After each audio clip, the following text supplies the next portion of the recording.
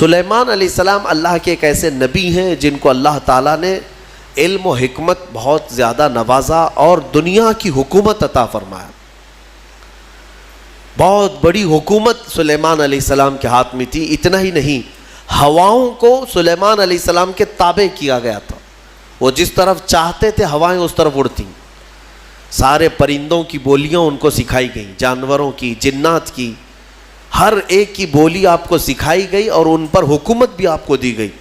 جب سلیمان علیہ السلام کا دربار لگتا تو وہ جس کو کہتے حاضر ہونے کے لیے اسے حاضر ہونا پڑتا، چاہے چونٹی بھی کیوں نہ ہو. پرندوں میں، جانوروں میں کبھی جھگڑا ہوتا تو فیصلے کے لیے سلیمان علیہ السلام کے پاس آتے. جانوروں کے بھی فیصلے حضرت سلیمان علیہ السلام کیا کرتے. ایک مرتبہ ایسا ہوا کہ سلیمان علیہ السلام اپنے لشکریوں کے ساتھ کسی جگہ گزر رہے تھے اور وہ چونٹیوں کی آبادی سے گزرنے والے تھے. ابھی کافی دور تھے، 1 میل دور. تو چونٹیوں نے محسوس کر لیا کہ سلیمان علیہ السلام آ رہے ہیں. تو ان کی جو ملکہ ہے چونٹیوں کی، وہ کہتی ہے قالت نملۃ یا ایھا النمل ادخلوا مساکنکم لا یحطمنکم سلیمان وجنودہ وہم لا یشعرون. چونٹی کہتی ہے، بڑی والی جو چونٹی تھی ان کی ساری چونٹیوں سے، کہ اے چونٹی کو اپنے اپنے سوراخوں میں چلی جاؤ، اپنے گھروں میں اندر داخل ہو جاؤ، اس لیے کہ سلیمان علیہ السلام اور ان کا لشکر آ رہا ہے، کہیں وہ بے خبری میں تمہیں روند کرنا چلے جائیں. یہ چونٹی نے کہا اور ساری چونٹیاں دوڑنے لگیں. لیکن قرآن میں اللہ فرماتا ہے فَتَبَسَّمَ ضَاحِكًا مِّن قَوْلِهَا. حضرت سلیمان علیہ السلام اس چونٹی کی بات پر ہنس پڑے، مسکرائے. 1 میل دور سے سلیمان علیہ السلام چونٹی کی آواز سن رہے ہیں، چونٹی کی بات کو سن رہے ہیں اور اس پر مسکرا بھی رہے ہیں. میرے عزیزو، یہ عام انسانوں کی بات نہیں، یہ نبیوں کی طاقت کی بات کر رہا ہوں. اللہ تعالیٰ نے انہیں وہ ظرف دیا ہے، وہ کان دیا ہے جس کے بارے میں ہم کہتے ہیں دور و نزدیک کے سننے والے وہ کان لالے کرامت پہ لاکھوں سلام. ہم یہاں سے پکارے وہ وہاں سے سنے، مصطفیٰ کی سماعت پہ لاکھوں سلام. ہمارا موقف اور ہمارا عقیدہ قرآن کے مطابق ہے یا نہیں؟ جب سلیمان علیہ السلام جو بنی اسرائیل کے نبی ہیں چونٹیوں کی پکار سنتے ہیں تو جو سب نبیوں کے سردار ہیں کیا امتیوں کی پکار کو نہیں سنیں گے؟ حضور پاک صلی اللہ تعالیٰ علیہ وسلم یقیناً اپنے ہر امتی کی آواز کو سنتے بھی ہیں.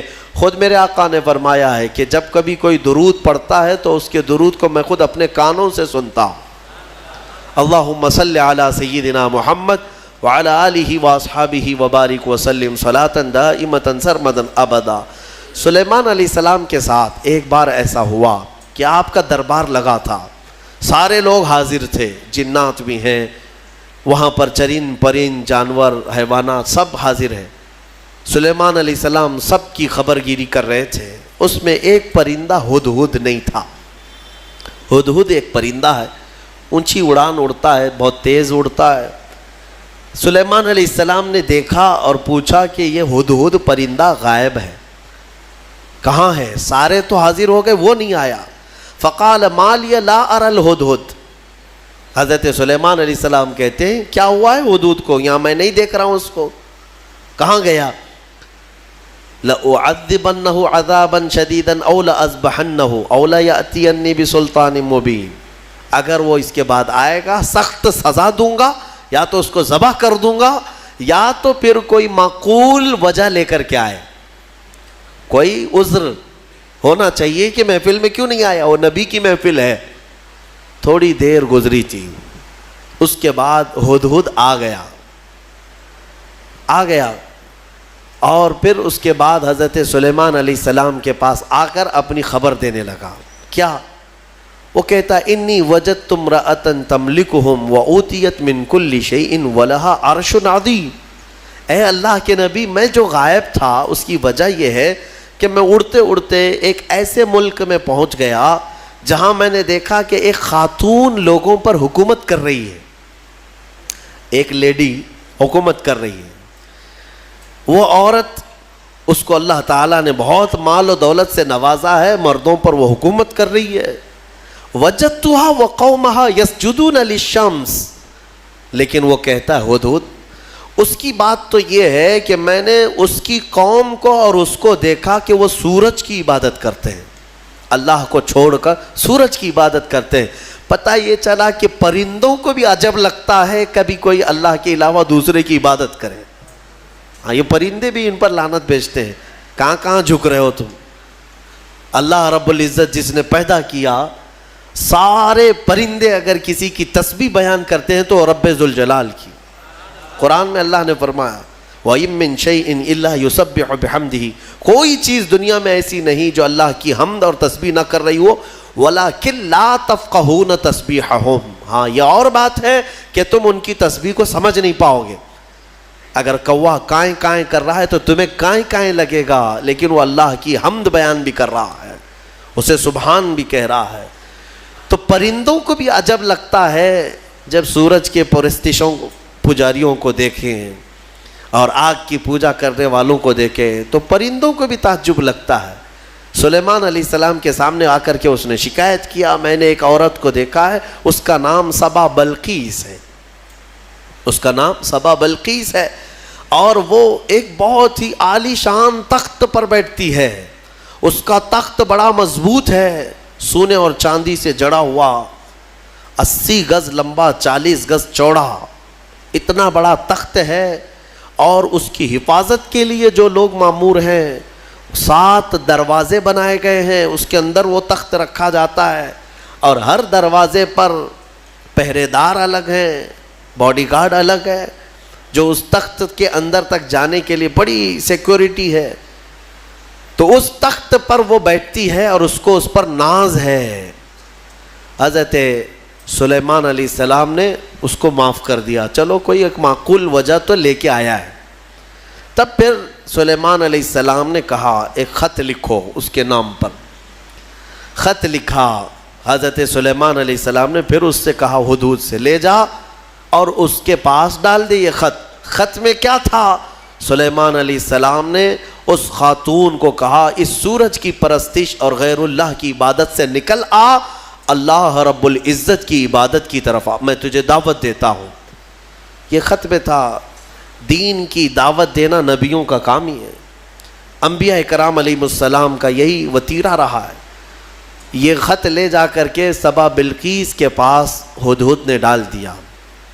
ہدہد کے اس خط کو دیکھ کر کے وہ پڑھتی ہے، اس کے بعد اس میں لکھا ہوا تھا انہ من سلیمان و انہ بسم اللہ الرحمن الرحیم، سلیمان کی طرف سے یہ خط آیا ہے اللہ کے نام سے شروع جو نہایت مہربان رحمت والا، اور اس کے بعد جو میٹر تھا اللہ تعالی علیہ واتونی مسلمین، گھمنڈ مت کر میرے پاس مسلمان ہو کر کے آ جا۔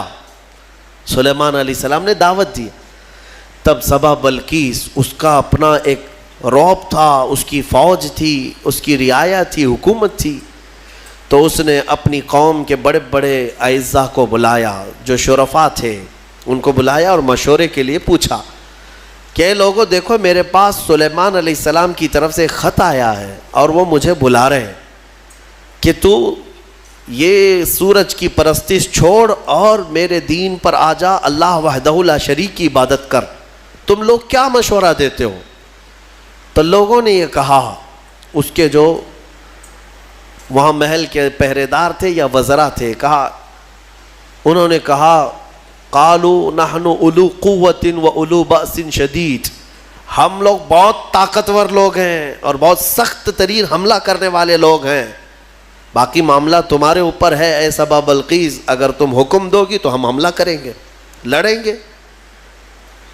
تو سبا بلقیس عقل والی خاتون تھی، اس نے کہا قالت ان الملوک اذا دخلوا قریۃ افسدوها، میں دیکھتی ہوں کہ جب بھی کوئی بادشاہ کسی ملک میں حملہ کرتا ہے تو پورا تباہ و برباد کر دیتا ہے، شہر کے شہر بکھر جاتے ہیں، وجعلوا اعزت اہلھا اذلۃ، بڑے بڑے عزت والے لوگ ذلیل ہو جاتے ہیں، گھر ٹوٹ گئے، دکانیں برباد ہو گئیں۔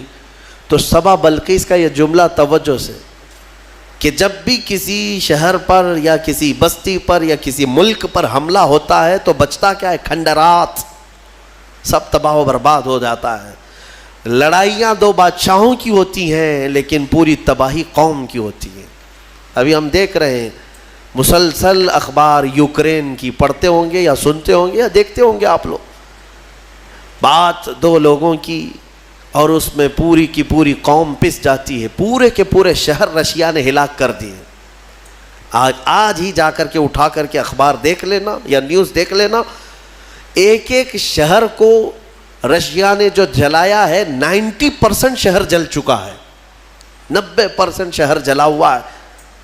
جو بچے ہوئے لوگ تھے وہ مارے گئے ہیں یا جل گئے ہیں. باضابطہ میزائل داغے گئے, وہاں کی سرکاری حکومتیں توڑ دی گئیں, تباہ کر دی گئیں, گاڑیاں جلی ہوئی راکھ کی ڈھیر بنی ہوئی ہیں, ایک پورا پورٹ قبضے میں لے لیا.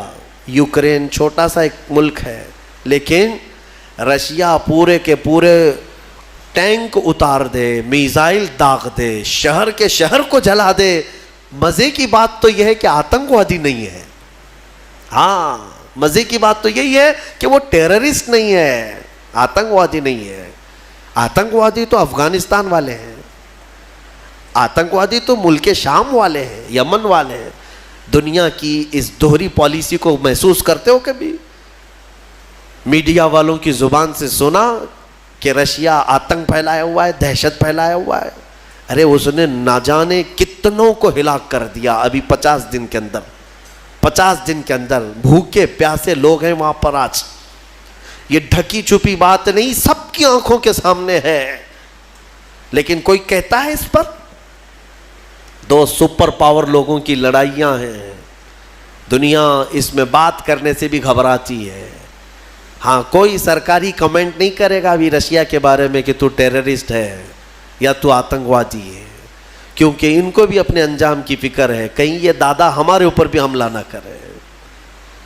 تو اس کا مطلب ہے کہ ٹیررسٹ, آتنکواد, دہشت گرد, یہ سب جو جملے ہیں نا, یہ خاص خاص لوگوں کے لیے ہے, خاص خاص لوگوں کے لیے ہے. ہاں, اپنا ہو تو بیٹا ہے, دوسروں کا ہو تو پٹا ہے. ہمارے ہاں کہتے ہیں نا, وہ پٹا دیکھو کیسا ہے, یہ پٹا کیسا ہے, وہ سب پٹے ہیں اور اپنا بیٹا ہے. تو ان کی جس سے جمتی ہے ملتی ہے وہ پورا کا پورا شہر تباہ کرے, نہیں امن کے لیے کر رہا ہے وہ. اور اگر کہیں کسی کے ہاتھ میں بلیڈ بھی مل گیا تو ارے یہ تو بڑا آتنکوادی ہے. یہ ہے دنیا کی پالی. بہرحال میں جو بات عرض کر رہا تھا, سبا بلقیس کی بات صحیح ہے کہ اس نے کہا کہ جب بھی کبھی بادشاہ کسی شہر میں آتے ہیں تو سب تباہ کرتے ہیں. میں یہ کام کرتی ہوں کہ کچھ ہدیے, تحفے, مال سلیمان علیہ السلام کے ہاں بھیج دیتی ہوں. اگر وہ مال کے لیے ہی کر رہے ہیں تو یہ ہدیے لے کر کے چپ بیٹھ جائیں گے, خاموش ہو جائیں گے, ٹیکس لے لیں گے میرے سے, لڑائی نہیں کریں گے اور نہ ہی مجھے دین کی دعوت دیں گے. تو بہت سارے قیمتی تحفے دے کر کے بلقیس نے بھیجا سلیمان علیہ السلام کے پاس. وہ لوگ لے کر کے آئے, کہا ہماری ملکہ نے آپ کے حوالے کیا ہے. حضرت سلیمان علیہ السلام نے دیکھا, کہا ارجع الیہم, لے جاؤ اپنی ملکہ کے پاس یہ واپس, اس سے کئی گنا زیادہ اچھا مال میرے مولا نے مجھے دیا ہے. تمہاری ملکہ, تمہاری خاتون مجھے مال سے خریدنا چاہتی ہے, لے جاؤ. دین کی دعوت ہم نے مال کے لیے نہیں دی, یہ واپس لے جاؤ. اور اگر اس کا ارادہ نہیں ہے, ہم ابھی آ رہے ہیں اپنا لشکر لے کر کے. ایسا لشکر لے کر کے آئیں گے کہ نہ پہلے کبھی تم نے سنا تھا نہ بعد میں کوئی سنیں گے. اور اس کے بعد جب ان لوگوں کو پلٹا دیا واپس, پھر سلیمان علیہ السلام نے اپنے ہی مجمع میں پوچھا کہ یہ تو گئے واپس, اپنی ملکہ کو کہیں گے تو وہ آئے گی ضرور, آئے گی ضرور, لیکن میں یہ چاہتا ہوں کہ سبا بلقیس کے آنے سے پہلے اس کا تخت یہاں لایا جائے. کوئی ہے مجمع میں؟ قرآن میں ہے, قال عفریت من الجن انا آتیک بہ قبل ان تقوم من مقامک.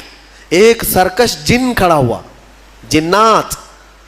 جنات میں سے ایک جن کھڑا ہوا اور اس نے کہا اے اللہ کے نبی میں لے کر آؤں گا. کتنی دیر میں؟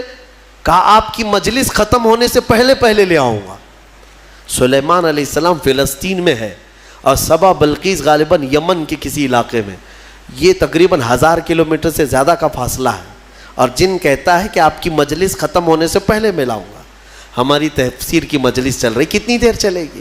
یا سلیمان علیہ السلام کی مجلس ہوگی, دن بھر چلے, آدھا دن, پاؤ دن, گھنٹہ, اس نے کہا تو سلیمان علیہ السلام نے کہا اس سے بھی جلدی مجھے چاہیے، اس سے بھی جلدی چاہیے۔ جن آپ یہی سمجھتے ہیں نا جنات سب سے زیادہ طاقت والے ہیں، اور جنات کو حاصل کرنے کے لیے بیچارے کتنے کیا کیا عملیات میں لگے رہتے ہیں اور سر پھرے بن جاتے ہیں۔ ہاں موکل چاہیے، جنات چاہیے، کائے کو چاہیے؟ ارے ایک جنات قابو میں آئے گا تو ایک بینک پوری اٹھا کے لائے گا۔ ہاں دیکھا ہے کہیں کوئی ایکسس بینک لوٹ کر کے جنات لے گئے ہوں؟ کوئی بینک اٹھا کر کے خواہ مخواہ کی چیزوں پر کیوں پڑے رہتے ہو؟ یہ ان باباؤں کے چکر ہیں جنہوں نے تن آسانی تمہیں سکھائی ہے، تم کو اپنی طاقت معلوم نہیں۔ جنات دنیا میں اگر کسی سے ڈرتے ہیں تو ہم انسانوں سے ڈرتے ہیں، تمہیں پتہ ہی نہیں انسانوں سے ڈرتے ہیں۔ اگر ڈرنا ہوتا تو سب کو مار چکے ہوتے ہو ابھی۔ اللہ نے تمہارا رعب رکھا ہے جنات پر، وہ براہ راست ڈائریکٹ آ کر نقصان نہیں پہنچاتے۔ خیر اس کے بعد ہوا کیا؟ قال الذی عنده علم من الکتاب انا آتیک بہ قبل ان یرتد الیک طرفک۔ پھر سلیمان علیہ السلام کے امتیوں میں سے ایک انسان وہ کھڑے ہوئے جن کے پاس کتاب کا علم تھا۔ کون سی کتاب؟ زبور کا۔ زبور کے وہ حافظ تھے، نبی نہیں تھے۔ سلیمان علیہ السلام کی امت کے ایک ولی تھے آصف بن برخیا، وہ کھڑے ہوئے کہا اے اللہ کے نبی میں لے آتا ہوں۔ کہا کب تک لاؤ گے؟ کہا آپ کی پلک جھپکنے سے پہلے لاؤں گا، آپ کی پلک جھپکنے سے پہلے لاؤں گا۔ اتنا فاسٹ۔ اور قرآن کہتا ہے فَلَمَّا رَآهُ مُسْتَقِرًّا عِنْدَهُ۔ حضرت سلیمان علیہ السلام سے بھی بات ہو رہی تھی، پھر سلیمان علیہ السلام نے پلٹ کر کے دیکھا تو وہ تخت لا چکے تھے۔ ارے اتنی تیز، یہ کون سی طاقت ہے؟ انٹرنیٹ کا زمانہ، فیکس کا زمانہ، کوئی ایسی چیز ہے جو فوراً پارسل میں بھیج دی جائے؟ آج بھی اتنی فاسٹ سروس نہیں آئی۔ یہ 4000 سال پہلے اگر فاسٹ سروس آئی تھی تو تمہیں اندازہ ہونا چاہیے قرآن بتا رہا ہے اولیاء اکرام کی طاقت کتنی ہوتی ہے۔ اور اسی کو میں کہتا ہوں، پھر اندازہ کرو بنی اسرائیل کے ایک ولی پلک جھپکنے سے پہلے تخت لا سکتے ہیں، تو امت محمدیہ کے ولی غوث اعظم عبد القادر جیلانی بغداد میں بیٹھ کر کے اگر یہ فرمائیں کہ میرا مرید مشرق میں ہو اور میں مغرب میں ہوں، اگر اس کا سطر کھل جائے، مجھے اس نے پکارا تو میں وہیں سے اس کی سطر پوشی کروں گا۔ بالکل غوث پاک نے حق فرمایا، کیونکہ اولیاء کو اللہ نے وہ طاقت اور وہ تصرف عطا کیا ہے۔ بہرحال وہ تخت تو آ گیا۔ وہ پتہ نہیں کتنے دنوں کے بعد سبا بلقیس آئی، سلیمان علیہ السلام نے اس میں تھوڑے سے سوراخ کر دی، کچھ جگہ سے کھرچ دیا اور کہا اس کو تھوڑا سا ڈیمیج کر کے رکھو اور دیکھتے ہیں اس کو آنے دو وہ اپنے تخت کو پہچانتی ہے یا نہیں۔ وہ آئی، بڑا لمبا سفر طے کر کے، اور بلقیس کے آنے کے بعد سلیمان علیہ السلام نے اندر بلایا اور پھر پوچھا کہ یہ تخت کو پہچانتی ہو؟ یہ تخت جانتی ہو؟ تیرا تخت بھی ایسا ہی ہے؟ سبا بلقیس نے کہا میرا تخت ایسا نہیں، میرا یہی تخت ہے۔ قالت کأنہ ہوا، وہ ایسا نہیں ہے، دکھتا نہیں ہے، یہی ہے، دنیا میں ایسا دوسرا تخت ہے ہی نہیں۔ اور اس کے بعد سبا بلقیس نے فوراً کلمہ پڑھا اور سلیمان علیہ السلام کے دین میں داخل ہو گئی۔ یعنی اپنے غرور میں نہیں، یا گھمنڈ میں نہیں، یا بادشاہت کا نشہ نہیں، بلکہ سلیمان علیہ السلام کے دین پر وہ ایمان لائی، اللہ وحدہ لا شریک کی عبادت میں آ گئیں۔ یہاں تک کہ روایات میں ہے کہ سلیمان علیہ السلام نے سبا بلقیس سے نکاح بھی فرمایا۔ اللہ تبارک و تعالی ان تمام چیزوں سے ہمیں درس لینے کی توفیق عطا فرمائے۔